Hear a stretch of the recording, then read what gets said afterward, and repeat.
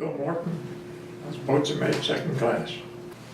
Well, I went to boot camp in Great Lakes, Illinois, 1950, May of 1950. When I got out of boot camp, or at the end of boot camp, they wanted to know where I wanted to go, what I wanted to do in the Navy and all that. All my family was mariners from way on back, submariners. And that's what I wanted to be, was a submariner. Good deal. So what happened, they sent me to Norfolk, Virginia, and put me on the battleship Missouri. That's the Navy. I should have said I wanted the battleship Missouri. I might have got a submarine and get out. When I started out down that dock, Pier 7, Norfolk, Virginia, and I looked at that thing and I said, boy, that's a heck of a lot bigger than that submarine I wanted on, you know. But I didn't know what I was going to do when I got aboard there. But once I got aboard and, you know, got this irons, things got ironed out and everything, found my way around the thing. But it was good duty. I was in the 7th Division. Our workstation was all the way from the start, from the O2 level all the way to the masthead. It was one of the biggest divisions on the ship, the 6th and 7th. 6th Division was on the port side, the 7th was starboard side. And our battle stations was a 40mm mounts, 6th and 7th Division both. The 4th and 5th Division was 5-inch mounts, and the 1st, 2nd, and 3rd was the main battery, 16-inch. But I was happy when I once went aboard the ship and got to meet all the guys on there and everything. Why, I was real happy. I enjoyed it. We went to Korea. At the time when I first went aboard there, they had a bunch of midshipmen on there. They were going to make a midshipman cruise. But that's when the Korean War broke out. They took the midshipmen off, and that's when they added the crew on there. But when I went aboard, we went to Korea, and the coldest place I ever been in my life. I served my battle stations were a 40mm mount, and the one that I was on, the 40mm mount that I was on, nowadays they don't even have 40mm on there, they took all of them off. The 40mm mount that I was on was right above the bridge on the starboard side, right out in the wind, in the cold. And of course we operated with aircraft carriers. They turned them aircraft carriers into the wind, launch planes or retrieve planes, and they'd crank them right up flank speed. And you talk about cold now. It was cold. But I couldn't, especially if we had a mid-watch. We had called condition watches, 4 on and 4 off. I can remember when I was a boy, my mother would give me oatmeal, and I hated the stuff. She'd say, eat it. And I'd say, you know, I can't do it, Mama, you know. But you know, when I got out there to Korea, by 4 o'clock in the morning, I was so cold I couldn't wait to get down to the galley to get me some oatmeal. And I loved it ever since. Yeah. So we was the 40mm mounts were out, right out on the open deck. 5-inch mounts, you're in turrets. Main battery, they're in turrets. But they would give us fur-lined jackets, fur-lined overalls, fur-lined boots, fur-lined hats, and a face mask, gloves. But you know, it'd get so cold that your breath would freeze.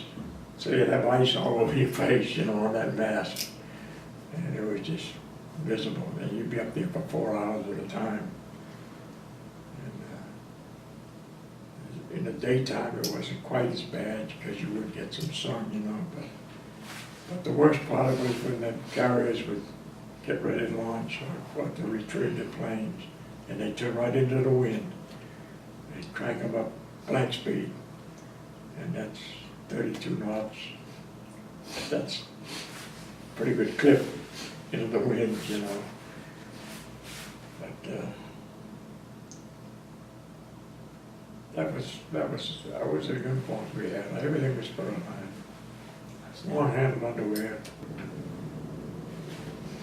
We come back to the States. We made quite a few trips overseas, England, France, places like that. There a lot of times down to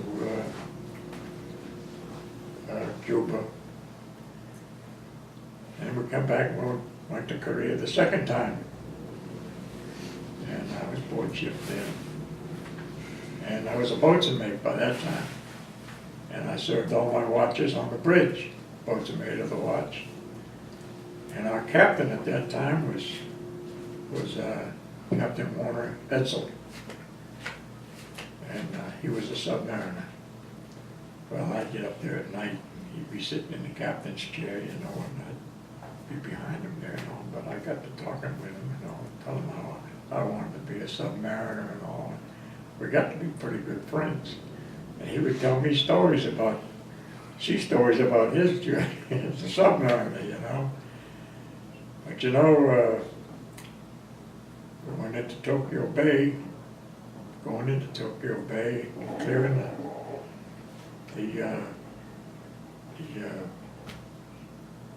submarine nets and all have you. And Captain Edsel died of a heart attack at the helm. And when we got in there, of course, we were going to take his remains off the ship. All the department heads were the side boys. All the chief petty officers were the pallbearers. And I got the great honor to be the boatswain mate. I packed him ashore for the last time. And it was quite an honor. He was a fine man. I talked to his wife, or his widow at that time, quite a few times.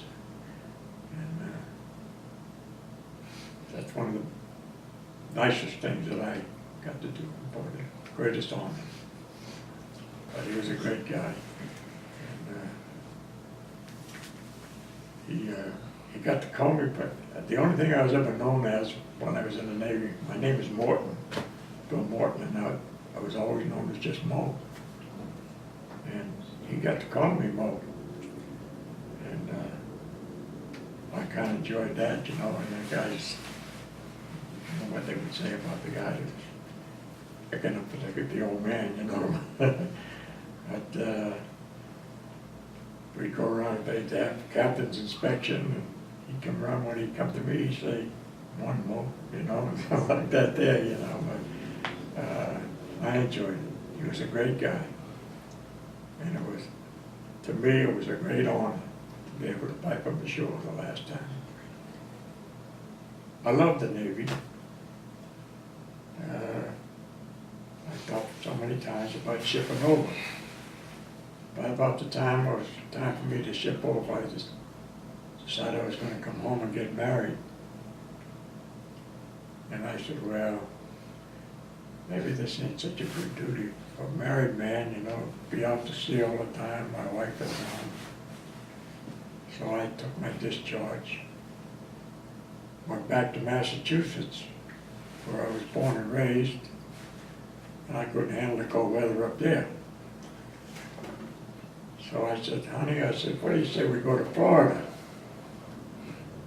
Okay. How far we go down to Florida? I said, just as far as I can go. And we did. We went to Key West, Florida. So I lived 20 years down there. But you know, when I got down there, that's about the only industry down there is fishing and shrimping and stuff of that nature. And I got to see all those boats coming into the docks, you know, unloading. And I got to talking to some of the captains and all, and I said, I'm going back to sea. So I went to the Coast Guard and I got my master's papers to be a captain. And I took over the largest trawler in the Gulf of Mexico for 16 years. So I might as well stay in the Navy.